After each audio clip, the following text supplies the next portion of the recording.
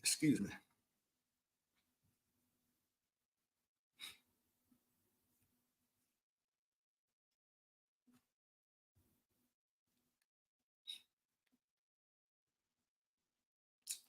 What up, y'all? Just sharing this to a couple of groups.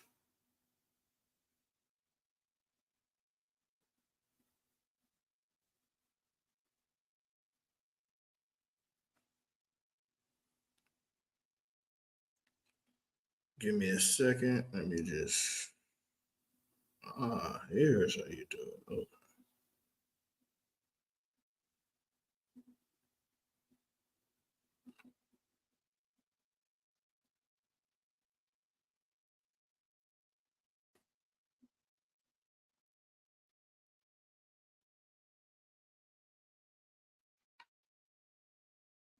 All right.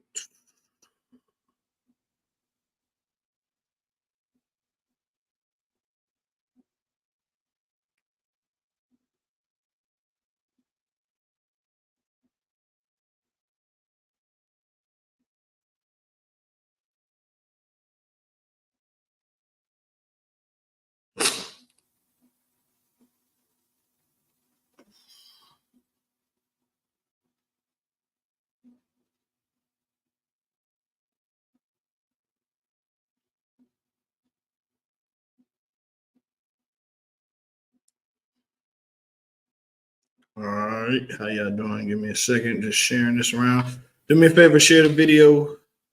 Got a lot to talk about tonight. Definitely going to be talking about the tour stops, the tour stop pass, and the tour stop coming up. I feel like we really dove into it. So let's get to talking about it. I've been seeing a lot of people saying that the outsiders and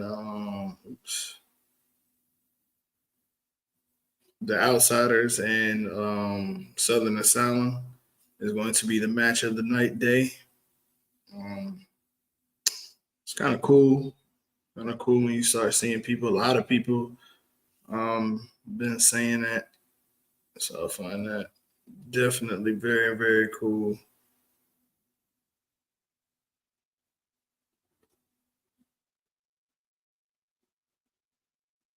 All right.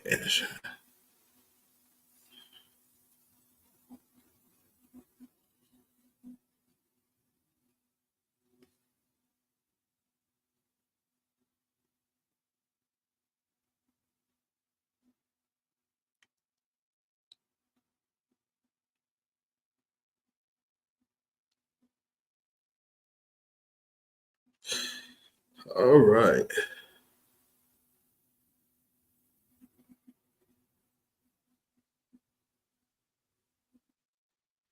What up, Terry?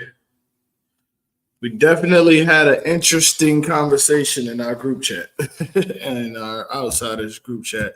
We'll get into that also. Um, let me.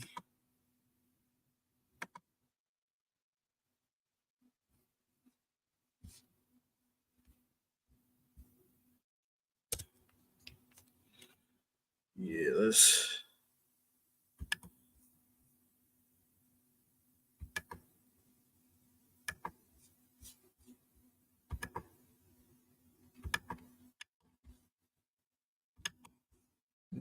Oh,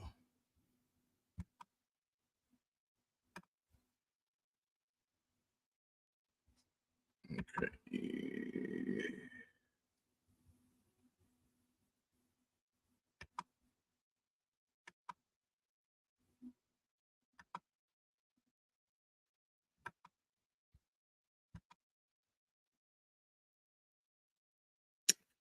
All right, here is the current standings.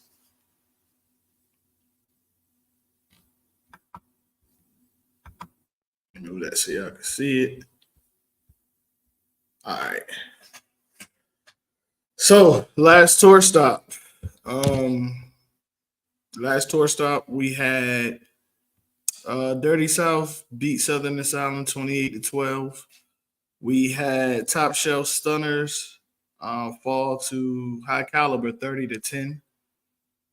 And we had Full Throttle lose to Tri City 32-8. That was I don't want to really call that a shocker, but that was didn't see that coming. And also we had the Outsiders beating Critical Role 28-12. And yes, we won only by 45 pins. So tough matchup, tough. It was a tough tour stop, man. It was a tough tour stop. A lot of people struggled. As y'all see, we only had 2 honor scores.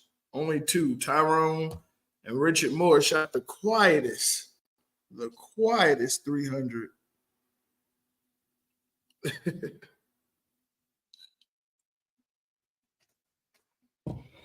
That man shot the quietest 300 that I have seen. Yeah, and as you can see, the standings right now, DSL is up by a pretty big amount. Hey, they struck when the iron got hot. They've been on a roll. They're sitting at the top with 200 points. High Calibers right behind them with 188. Critical Role 168. Southern Asylum 162. The Outsiders at 160, and then we have Tri City at 138 and Full Throttle at 136. I think the bottom lineup with Tri City, you can see them. You can really see Tri City catching their stride.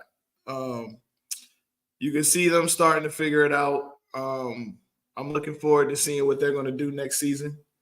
Like I said, there's rumors that there's supposed to be a new team coming. Everybody's been talking about it. Been hearing a lot of chatter about it.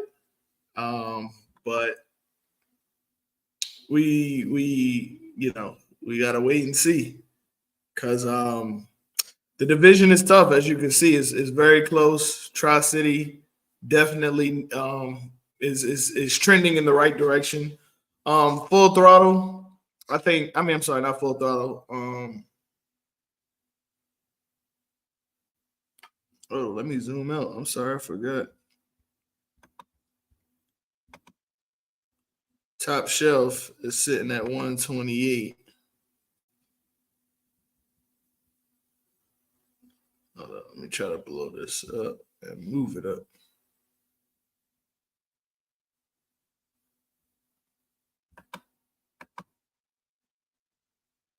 All right, this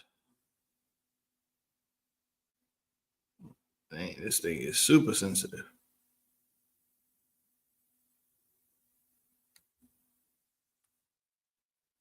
All right, there we go. I'm sorry, I might not be able to see it too well, but we got Top Shelf at 128.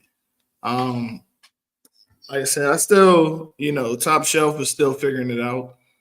I know they may have taken a slight step back. Because looking at them, they won. High Caliber beat them by 264 pins. But what up, Terry? T-Bone. But Top Shelf, they're going to be all right years to come. They're going through a little bit of a team identity crisis, and I think every new team went through that. Especially the brand new teams that wasn't formed off another team. The Outsiders went through that their first year, but we kind of had an identity that we thought we had. And then you get smacked in the mouth real good, or something happens, and it kind of changed the structure of your team. And your team either has to roll with the punches or move on. But it's interesting. It's going to be interesting to see what happens with those two teams, with Tri City and Top Shelf, because I think both of them are going to improve. But who's going to improve more? With more teams coming to our division, hopefully that means more playoff spots. So, hey, the more playoff spots, the better it is for a team to kind of coast into the playoffs. Our division, we only get 3 playoff spots. So the top 3, only the top 3 makes it.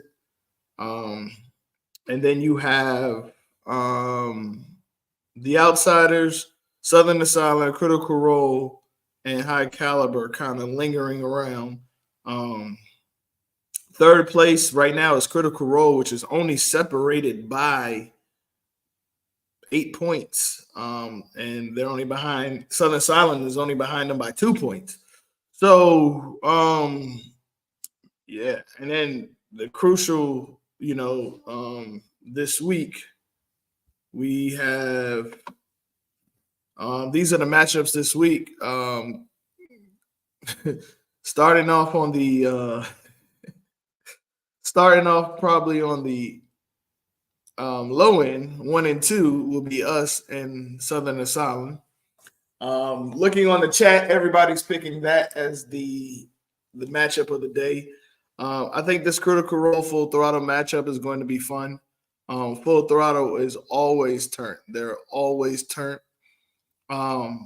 Tri-City is going to be looking to see where they compare to a really good high caliber team who is currently getting their stride and looking like they are going to be walking into the playoffs, along with DSL as DSL takes on Top Shelf Stunners. I think it's a good time for Top Shelf to be playing DSL, but also think it's a bad time for Top Shelf to be playing DSL. As everybody know, the elephant in the room is we got the Rodman this weekend. And the Rodman is definitely affecting tour stops. A lot of, scratch bowlers are going to be bowling in the Rodman. They're in New Orleans. During this time, it's always difficult to put a lineup out because you have people who are undecided if they're going to go or if they're not going to go. And New Orleans is expensive right now. So, if people, back out of the tour stop, they're more than likely they're putting a lot of money up to go to the Rodman, which I'm not mad at. I do want to go next year. I just wish the UBA does a better job at I wish they would do the better job of scheduling, because every year we have a tour stop on 250 Masters weekend and on the Rodman weekend. And I just wish that they would consider that, especially like it's hold on.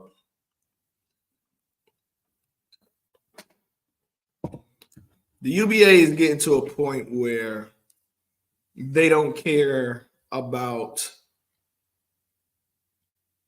the people in the South. In the UBA, I feel like don't really care about the overall product. It's a what can you do for me when it comes to people in charge. If it doesn't fit their bill or their beliefs, it don't happen. And I think that's a discredit to the brand, because if your brand is thriving with people who can actually go and make it without it interfering in other tournaments, I think that would be what you want. You want the high caliber bowlers to show up because that's bowlers follow other bowlers. Let's call a spade a spade. When there is people that are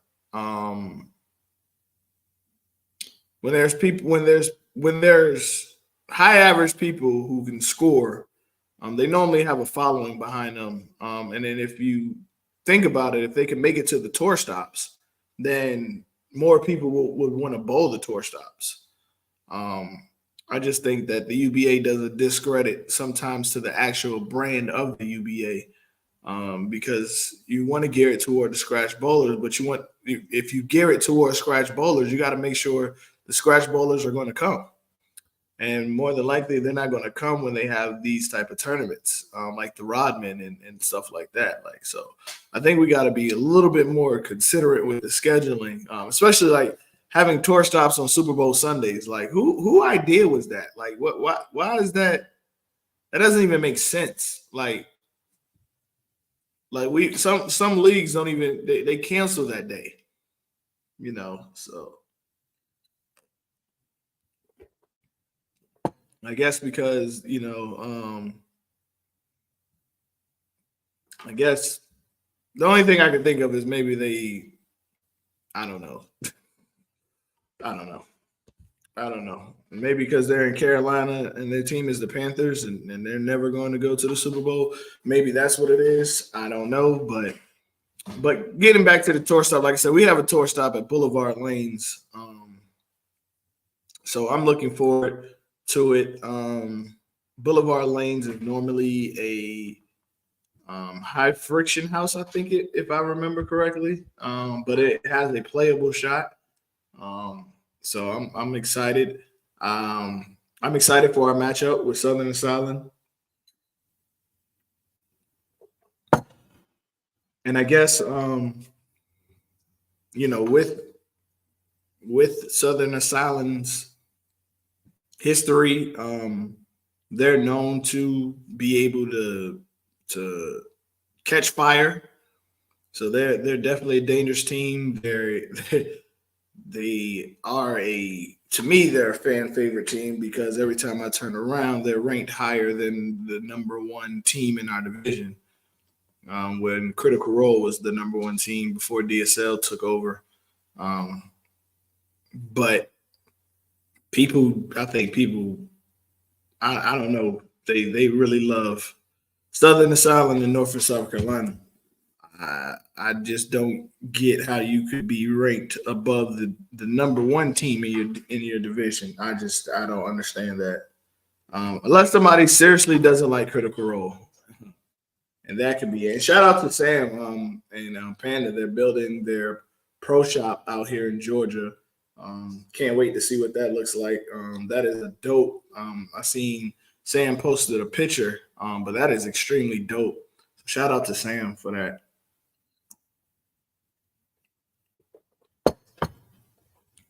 But yeah, so we got. Yeah, I think if I had to do a prediction on here, of course, I'm going with the outsider, so that's a Critical Role full throttle.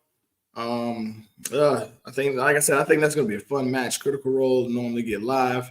They have Garland that is normally pumping them up.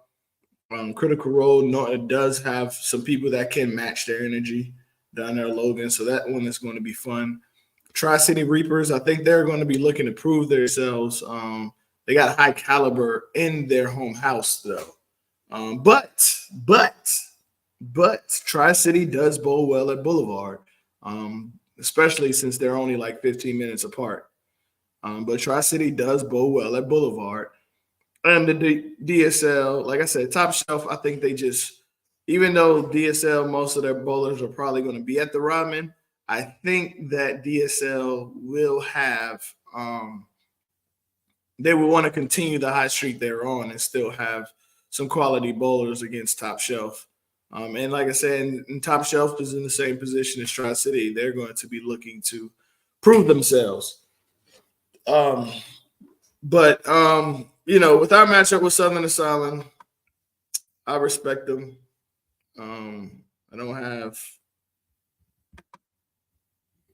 don't have anything really bad to say about them. But if I did have anything bad, and just to start some drama, just because we bowl them, and just to make it interesting, since everybody's picking us as the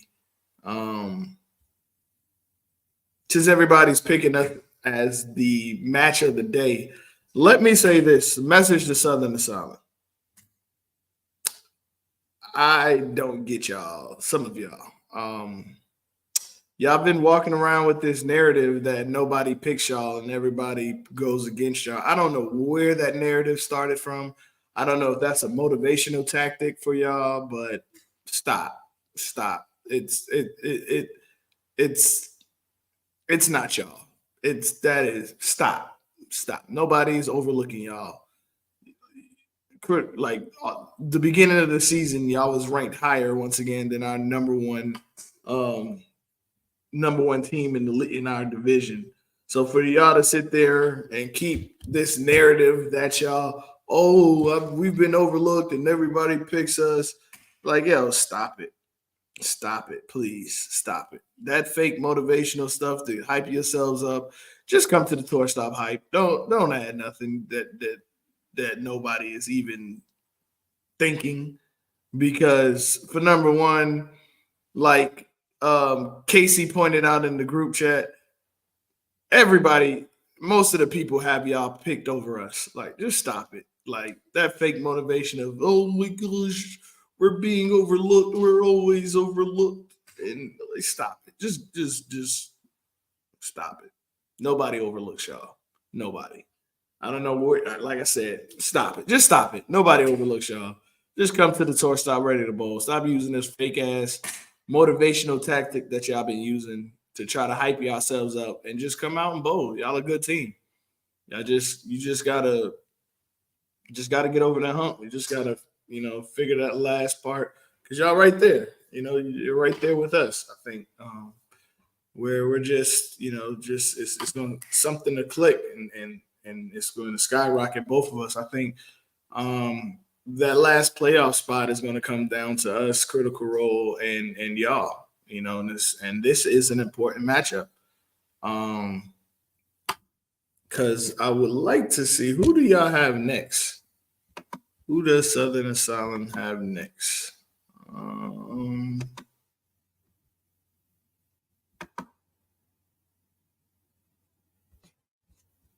Let me see.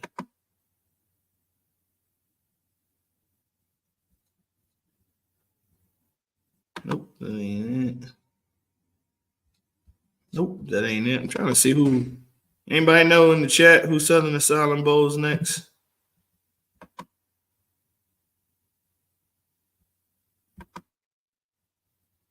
Yeah, I'm trying to look it up and see. Not this tour stop, but who they have next. I think the next tour stop is Osakana. I think that's how you say it. That's how you pronounce it. And in that tour stop, we have no, the next tour stop is in April, I think in Delk Road, yes. And we have another big matchup with Critical Role in their home house. So I think that so this is a very, very important matchup with us only being 2 points behind each other.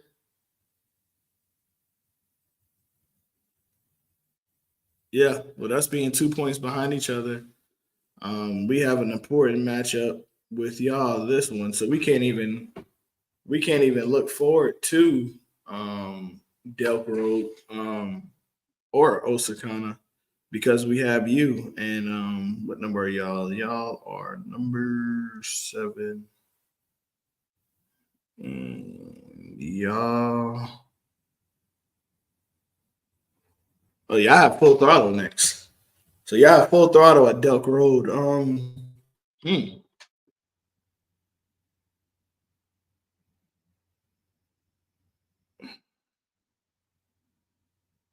I don't know many people from Southern Asylum who bowls at Delk.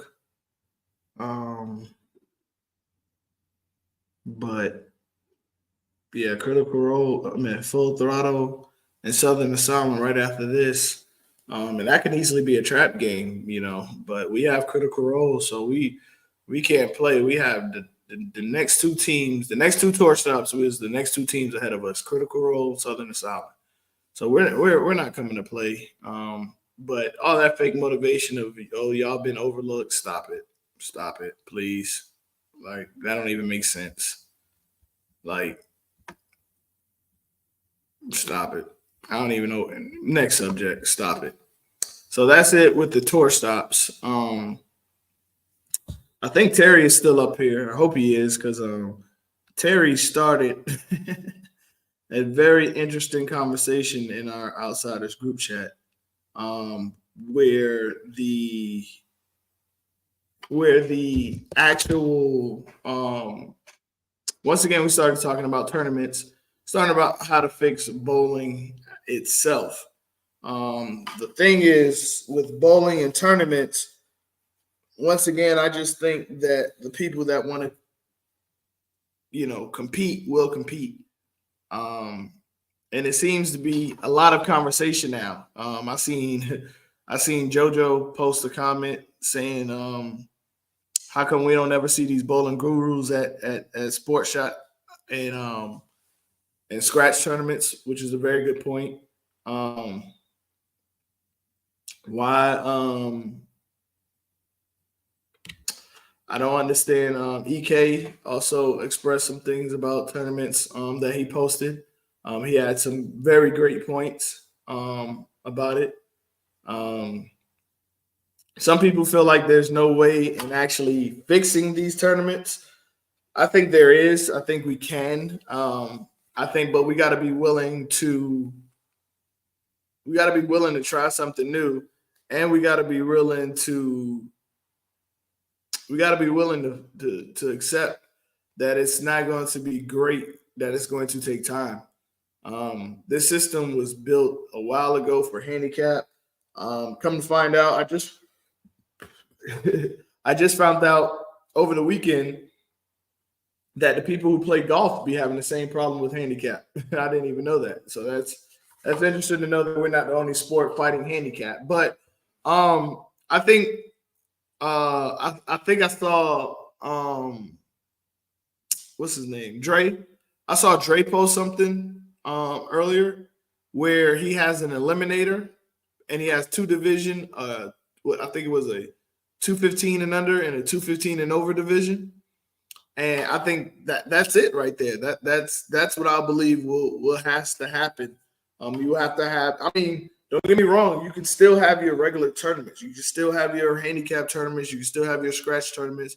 But there needs to be tournaments. Hey, this is just 210 and under, or under 200 tournament. Come out, and make handicap capped at 15 pins. Give them a frame and a half. That's where handicap is capped at. Because you're already bowling people under 200 and under. So,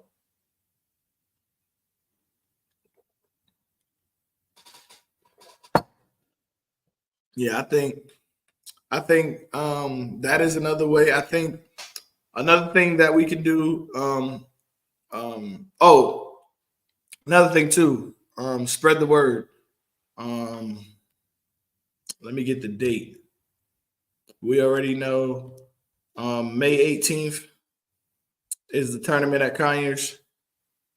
First prize is 2,500. Women's division. I think last I looked, we had 100 people sign up already. Shout out to you guys. Also, mark your calendars. April 5th and 6th. It might be April 6th. We're gonna have a pot bowl at Lilburn. Me and EK came up with a pretty decent system, where top three gets paid out. First prize, I think, will at least get 100. I mean, I'm sorry, 400. Let me see if I still have it up.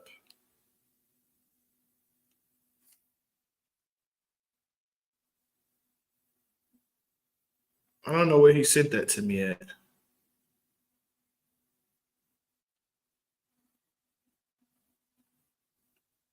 Or if it was up when we was on here. But it was a great tool, I think, for a pot bowl. But let everybody know, do not come here asking for no fucking handicap. It's going to be straight scratch. Everybody's invited. I don't give a fuck what your average is. If you want to compete, come out here and compete. Other than that, hey, don't come out. Don't come out here, playing. Of course, you got your side bets that you can make with anybody, but like it's time for the real people who want to bowl and want to compete and want to prove that they're one of the best and that there are problems to come out here. It's gonna be a little burn this time. maybe in May, since we have a tournament in Conyers, we may do Conyers. And then or April, we may do may see if I can do Delk Road in April. Um, then maybe June we'll do Austell. Um, and what's another one I'm missing? Um, is that it? Delk, Austell, Conyers, Lilburn. And we can try Norcross. Norcross too. You know. But yeah, I think I like that too, Jacob. The I don't know, Jamel. If I'm gonna run a tournament and I'm gonna say 200 and under, that's too much handicap. You don't need that much handicap now.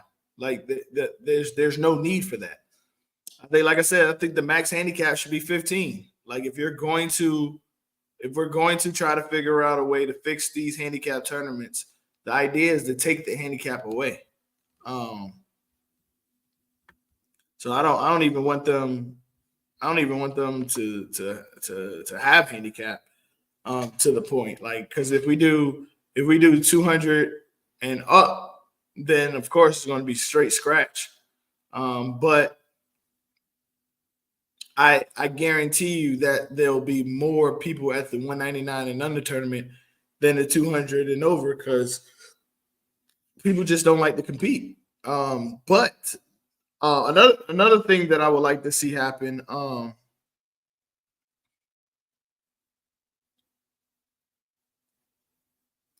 I think another thing I would like to see happen with the sport and tournaments is I would like to see more.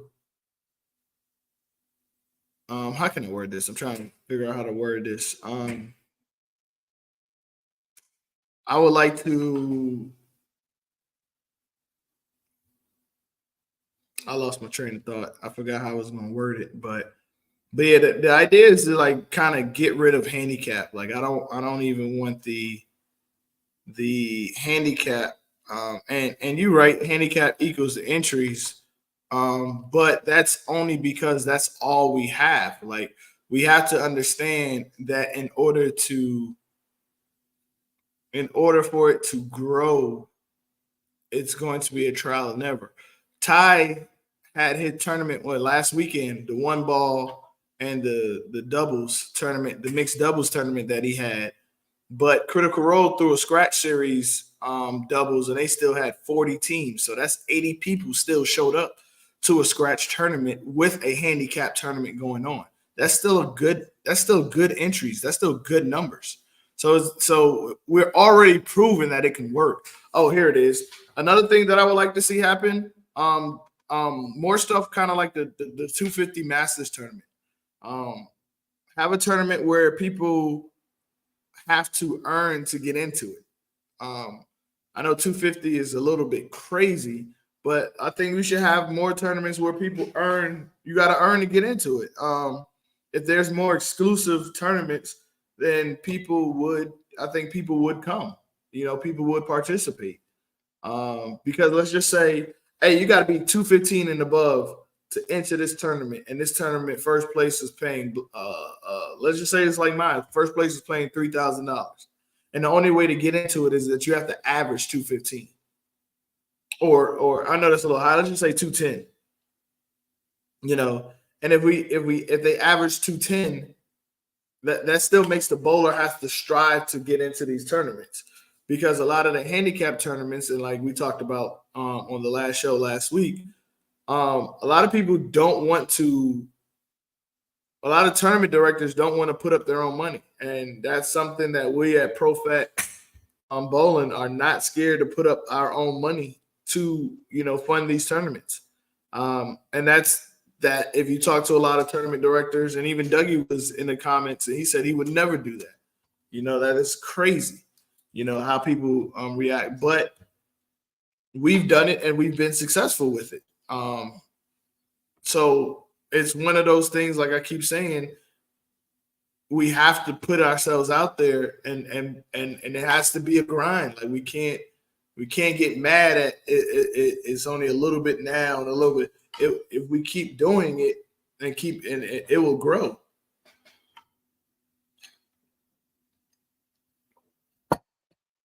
Because we see the type of tournaments they're trying to put out. We've seen that one tournament at Delk that's coming up. I ain't even gonna speak on that. That flyer was crazy, but I'm not going. I just hope they do well. They did revamp the flyer, so they did say that they're now. I think some of the proceeds are going toward a cause of veterans, but that's all I'm going to say about that one. I hope they do well. But far as the tournaments, like one of the things we have to figure it out how we can make things work. And here in Georgia, it's tough. I know they have tons of tournaments out there in tons of tournament out there at North and South Carolina. So I don't get why we can't have those tournaments out here. But it's going to be interesting how I'm just going through our group chat and I'm seeing some of the things that EK says. It is a little difficult to put out a house shot, which is a fairly easy shot, which everybody should be able to know how to play. And have people, coming out to compete, and then feeling like they can't compete. But a lot of times, these bowlers, like I always say, they got a lot of these bowlers got the gift of gab. They'll make you believe that they want to compete and they want to do this and they want to do that. And then as soon as you put them to the fire and be like, all right, here's your chance to compete, they're no show. So, but I'm telling you, I just think the real will come whenever you put tournaments out that make sense. Like, to me, the guaranteed money makes sense. If I go to your tournament because I see the most attractive thing to a tournament is the prize fund. Let's be real. That's the most attractive thing to a tournament. So if I see you doing a $1,000 tournament and I need 80 people to be there to a local tournament where you're only advertising to your surrounding areas, it sucks. Like when you walk into a tournament and you see, 22 to 25 to 30 people, and you're nowhere near that 80 people entry, and it's just like, why do we keep throwing tournaments like that? Just stop saying what that. Stop. There's no need to say what that number is unless you have it. Let's be real. I don't care that the tournament is a $5,000 tournament only if you got to get 80 people to bowl. Let's do away with that. Just say, oh, we're paying 1 in 6. And leave it at that, because let's be real. Some of these flyers we be seeing, we know goddamn well you ain't about to get 80 people there. You never had 80 people there. And even when we used to do it, when I first started, like I said, it was a lot of trial and error. Like, yo, I'm looking at it now as a bowler, and I think I did a lot of things when I first started running tournaments. I think the one thing that I was doing was I kept doing what everybody else was doing. And that's when I got with the right people who we were willing to put our money where our mouth is. And the bowlers came. I think the guaranteed money is something new that a lot of tournament directors isn't doing. And there's a lot of tournament directors that are afraid to do it. And I understand it. It is a risk. It's a big risk. It's a risk with no guarantee of it being a reward or even that you're going to break even. Thank God we were just able to break even at the last tournament, which made it a success for us because we're doing it for the culture. And if you're doing it for the culture, then start putting stuff that makes sense. Stop doing what everybody else is doing. I don't give a fuck if you're tournament is $3,000 if you can't even get 60 people to get there to get the prize money. There's no need in telling me that. They'd be like, "Oh, what's the prize money?" I don't know, dude. Let me count. 1, 2. Is he bowling? Okay, 3. Like I'm not counting 80 people, or when you don't even have. Just say, "Hey, we're paying out 1 and 6, 1 and 5, 1 and 7, whatever it is."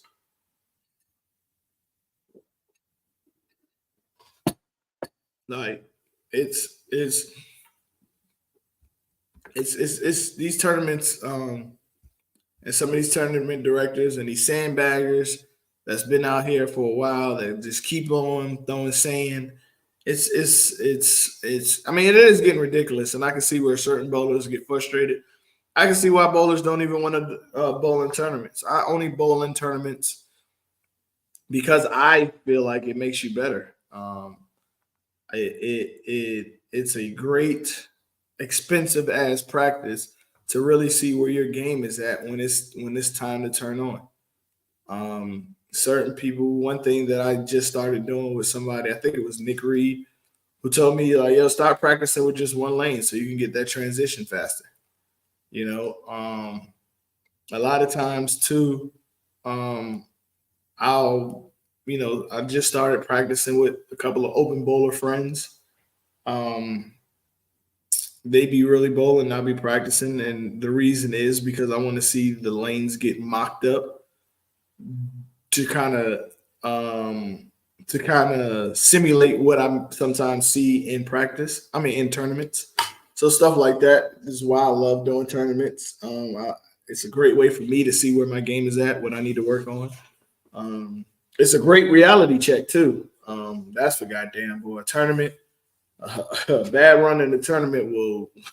You think you bowling good, nigga, and then you go to a tournament and stink that shit up. Um, um, it doesn't matter to me. Jamel asks, "Do you prefer tournaments with house shot or tournaments with sport shot?" I'm starting to bowl more sport shots now, but it doesn't matter to me because I'm testing improvement when I go to these tournaments. Not to say that I'm not going to win, but my improvement from day to day means more sometimes to me than winning the actual tournament. Because if I know I'm improving with ball selection, improving with you know making sure my surface is correct, um, and I'm giving myself a chance, then that's a win for me right now. Um, but to me right now, it doesn't matter because I'm so in between on my game right now, where I feel like I am a jack of all trade, but a master of none right now. And my goal right now is to be a master of something.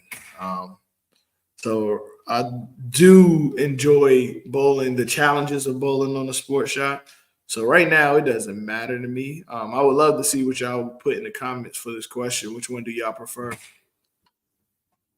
Excuse me, y'all. But which one do y'all prefer? Let me know in the comments.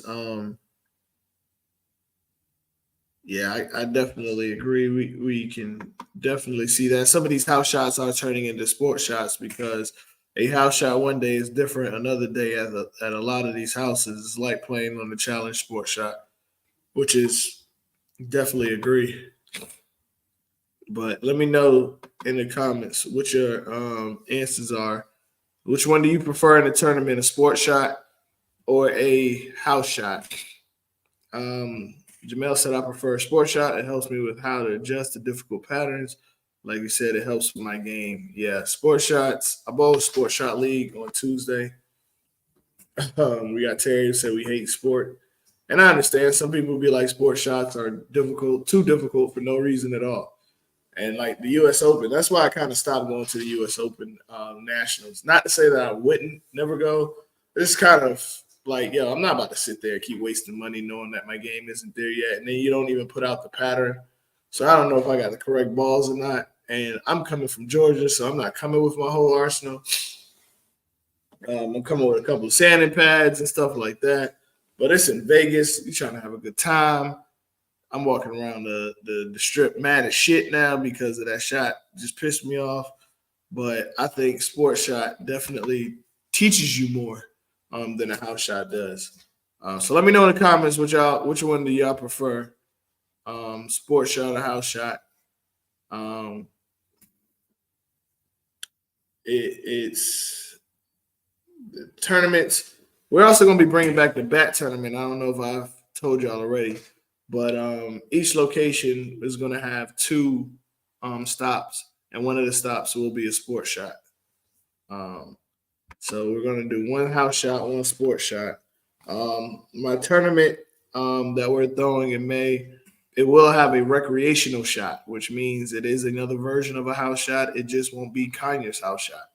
No, we're not bowling on Route 22 V2, which we bowl on Tuesdays. We're not using that shot. Had somebody asked me that also. EK, when asking the same thing, do you prefer sports shot or house shot? EK says, feel like with sports shots, the actual best bowlers win. The house pins and luck often determines who wins. That's a great point. House shot is definitely more skill. And just to Terry's point right here, house shot does teach you that surface is king. I don't know necessarily about equipment, but I think surface is king. Yeah, that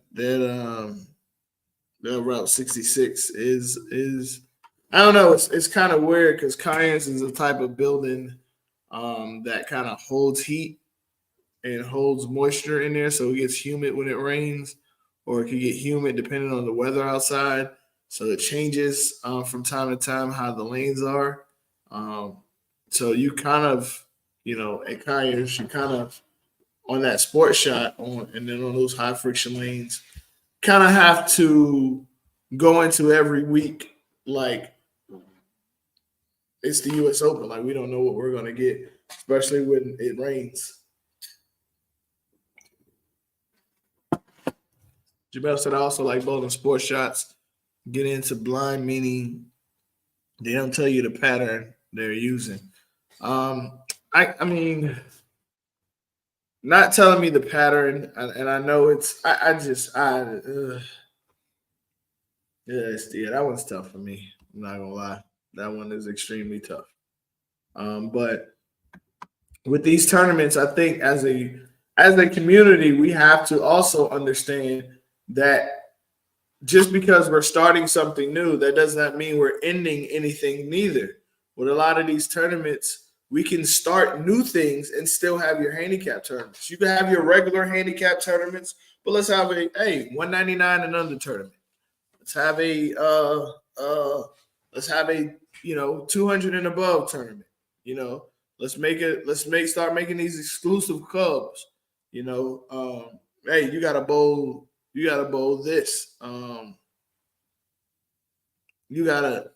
You gotta bowl this. You gotta average this to come into this tournament. Because and then of course it's going to be scratch. EK said knowing your equipment.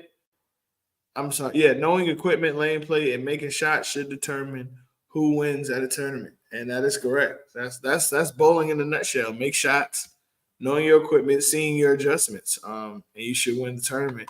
And that's what I look for a lot when I'm bowling in these tournaments. Is I'm trying to repeat shots, stop falling out of your shot, throw the same shot, repeat shots, follow your ball through as it hits the pins. See what it's doing. Well, Douglasville has a no tap every Friday. I like the one that Toccoa does. Toccoa does a Toccoa at a fucking what they call them things, a county lodge. That's what that building looks like in Toccoa. Those lodges that you be playing bingo in. That's what Toccoa looks like. They be having the no tap sports shots. Yeah, I know. I ain't gonna lie. Douglasville is out there, and it is. And you talking about 20? Oh, I thought you meant 20 minutes. But yeah, that traffic on Douglasville, yeah, it makes. I be wanting to go to that no tap too. I ain't gonna lie to you. But yeah, that traffic on a Friday. Oh, And Six Flags is open now. Oh, yeah. Mm-mm. I agree with you, but yeah, getting back to these tournaments, but just coming up with ways where we can make things better. But Ek, I was trying to find that chart that you made about the pot bowl because I talked to Carlos, and I think he said we can do April 5th or 6th. So just a matter if we want to do the pot bowl Friday or Saturday. But yeah, if you want to come down and compete, another thing too, what I did last time is we had a lane right beside us for people who just wanted to come down and practice. Um, oh, so it was in a group chat. Okay, let me see if I can find it because that was a great. Um, that was a great. Here we go. I found it now. So if we do where they have the unlimited bowling and everybody pays for their line, it's at $18 to bowl unlimited. Um, and then I think yes, and everybody brought $100. And if we have 5 bowlers on a pair and we're able to get 20 bowlers out there, we can do a payout where first place is 300, second place is 200, or we can do first place 250, second place 250, third place 100. I like things to be top heavy, because like I said, and this also could be the new version of a tournament right here. Because just think about it. Let's say $20 for lineage, um, and then you have $25 that goes into the prize fund. First place 300, second place 200, or first place 250, second place 150, third place 100. Um, I would even go down and say first place 275, third place $75. Like I I think that could be a start or something. We're looking to do what you mean by per game? Um,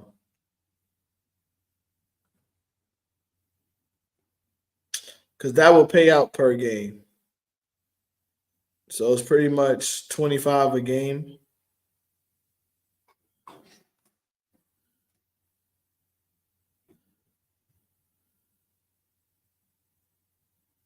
Yeah, 20 bowlers. Yeah, that's the payout. The payout would be first would be 250, second, and that's per game. That's not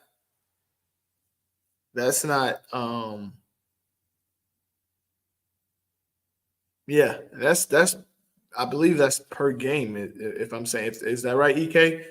I think that's per game, 25 per game. Got to be. Yeah, 25 to win 300 basically.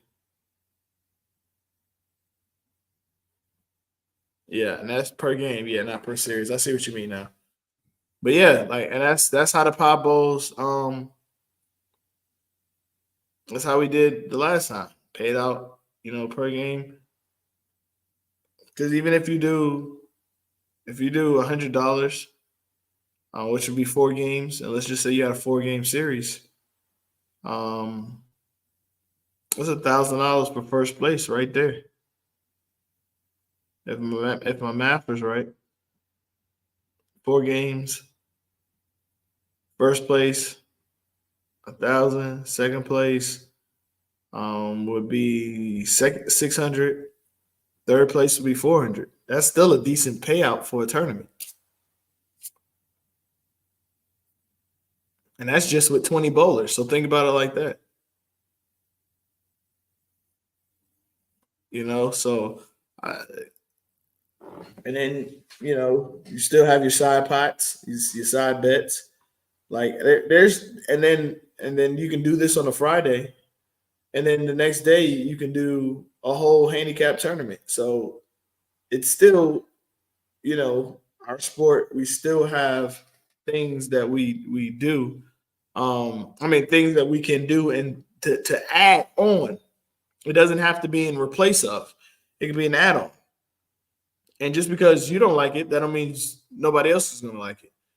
People attend things all the time. I think this will be another thing also. Um, so just changing gears real quick to another topic that we talked about in the Outsiders group chat. We talked about training, which I thought was a good topic. I'm a fan of getting coaching. I'm a fan of paying for coaching. I definitely believe if I have a lot of, um, if I'm paying for equipment, I can pay for training, because a lot of people think your equipment, and it does, your equipment does matter. But if you don't know how to throw that equipment, you're just wasting your time. So I'm a fan of training. But the question was held, and I'm gonna say it differently than how it started. But let me also put this in here. Would you allow somebody to coach you who doesn't score?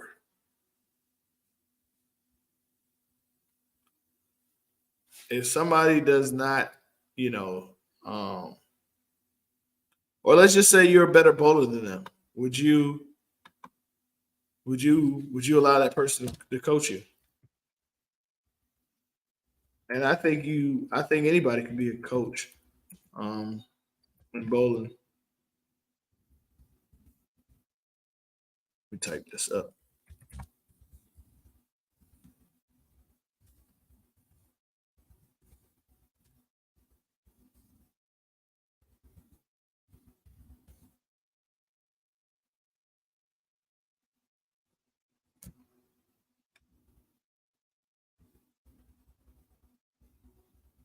But yeah, would you allow someone to coach you that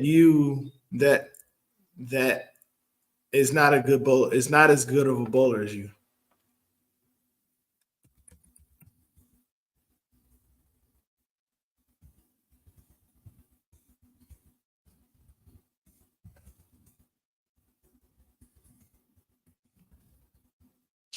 That was the question, and I think what it was. um, yeah, would you allow someone to coach you that is not as good of a bowler as you? And I think Terry example, which he had a great example. Terry example was, would you go to Shaquille O'Neal and ask him? Would you go to Shaq and ask him for free throw practice? Um, I thought that was a great point, but I still disagreed with him. I think anybody could coach you. You can't see yourself. Um, that's one thing that I always say. That's why I always say videos.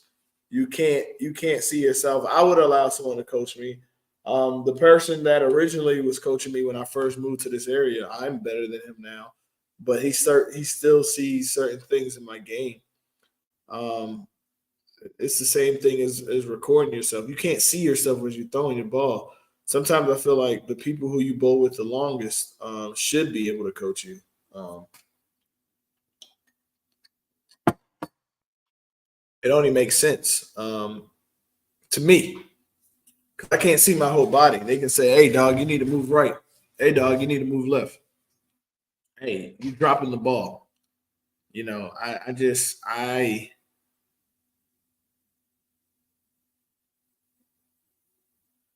right, right. Like Tarek said, that's a great point. You can't read the label from inside the bottle, so I don't get it. But they said, it's you have to make shots. You have to be able to do certain things to coach. Coaching does cost money, and I think it's necessary. You know. So, what are your thoughts on that? I see a couple of y'all saying, "Hell no, you wouldn't allow some people body to coach you." Let me tell you something, and just like what Terry said about Shaq, you wouldn't let Shaq shoot you free throws. I don't care what nobody say. In my prime playing basketball, I will fuck up George Call. Phil Jackson would get buckets. Eric Spoelstra will get buckets. Pat Riley will get buckets. Like these dudes, they're you're not going to tell me that you feel like they play basketball better than the people on there who they're coaching. Like, so I don't. That's another reason, why I say I would get coaching from someone who. Now, would I pay for it? Ooh, yeah, that's a different subject. Now, man, Ty Tillery just put out that he's doing coaching sessions for 50 an hour. I think Nick Reed just put out something saying the same thing. Good point. That's a hell of a point right there. I like that. I like that right there. If what they're saying makes sense, and I don't know it already.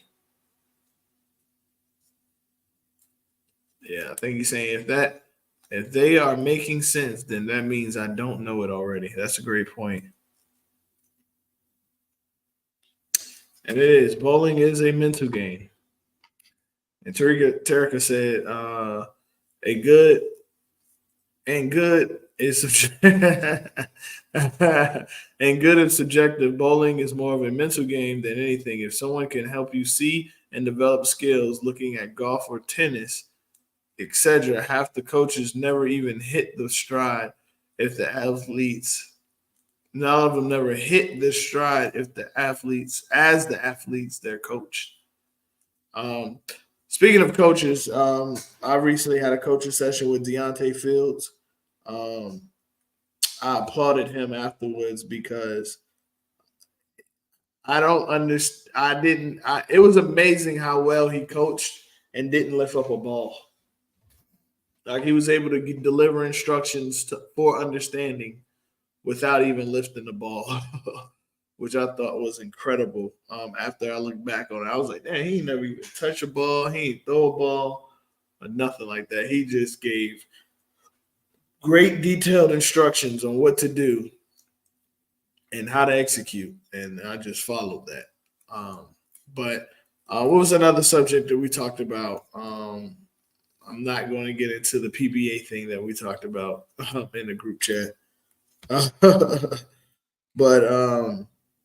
getting paid coaching, yeah. If you're gonna pay for all this equipment, you might as well pay for coaching. That only makes sense. So y'all go out here and get some coaching, especially if you're gonna be out here buying all these balls and not work on your game. Because for the life of me, I watched a bowler last Wednesday when I bowled league, and I was just looking at him like, dude, you ain't gonna change nothing, huh? You just gonna keep throwing down that line and keep getting getting your head blown off. But some people need coaching more than others. So, but we are in an hour deep. It is 1:00. Yes, that is true. That our outsiders group chat is starting to be lit, like in a good way. Like I'm liking the conversations. I'm liking the different opinions. And that's one thing I did want to say about this show that I'm appreciating. I'm hearing the conversations continue past the show. And that's the only thing I want to do with the shows. I want to make the conversation happen. Let's start throwing ideas out there to make things change. And in order to make the change, you have to have the courage. And I'm saying, as a sport that we want to grow, we have to start making changes in the right direction. But with that being said, I am going to try to get on tomorrow after league. So look for the show again. I think Jamel said he wanted to come up here, so I might have my brother Jamel up here, me and him chatting it up.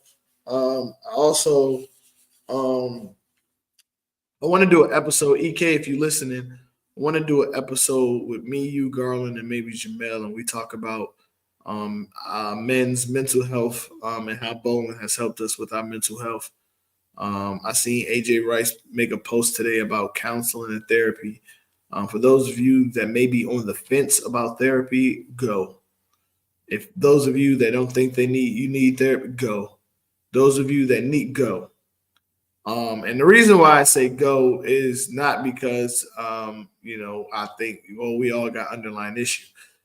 We do, but it's a big difference when you're able to get your feelings out with a mutual party who's there to help.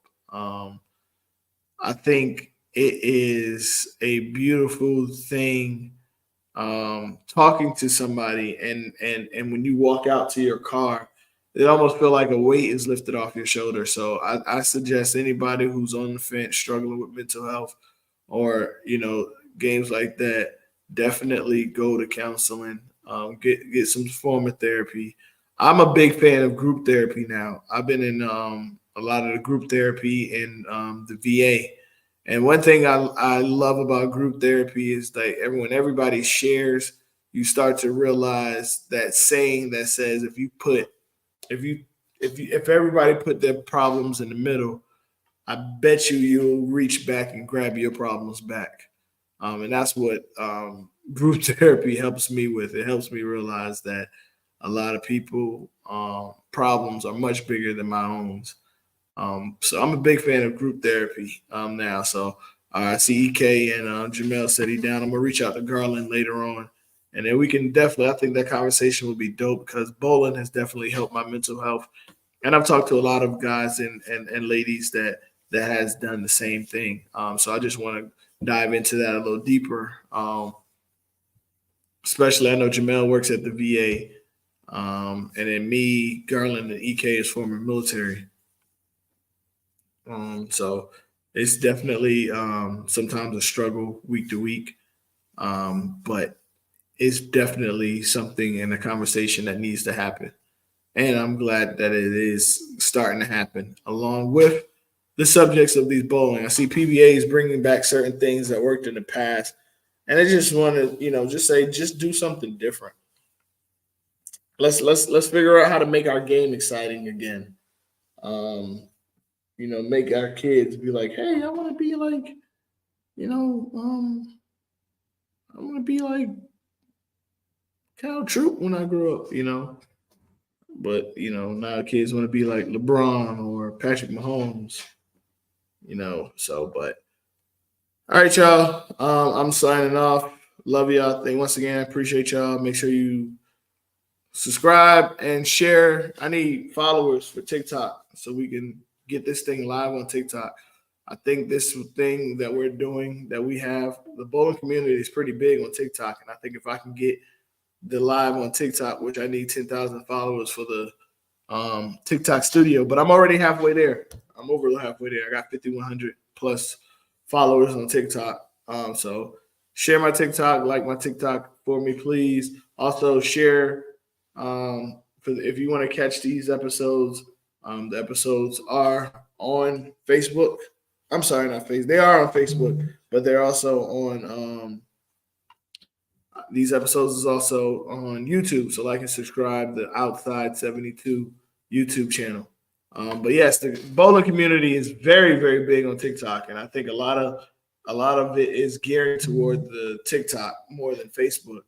Um, but um, but yeah, so we're definitely going to cut this short a little bit.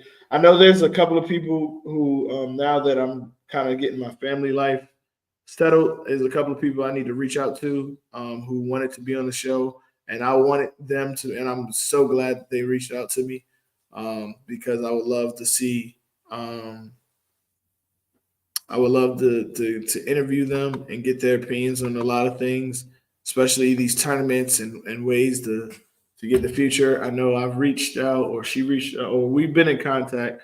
I see Amanda just joined. I definitely want to get Miss Amanda on. Miss Amanda is the one of the four mothers, not forefather, but four mothers of Atlanta UBA bowling. This division, they were the first here. Um, and that is a big, like, I don't think people really understand how big that is to start something fresh in your state. So shout out to you, or your region, city. So shout out to you, Amanda. Definitely looking forward. Going to be reaching out to you soon to be getting on. Another person reached out, Kevin Decker, who's been on the UBA staff for a while and also just put out a great event with FedCon with the Federation. I'm still going to be reaching out to AJ Rice. I want to have Tyrone Stevens. Ty Tillery is another one. So just be on the lookout for that, y'all.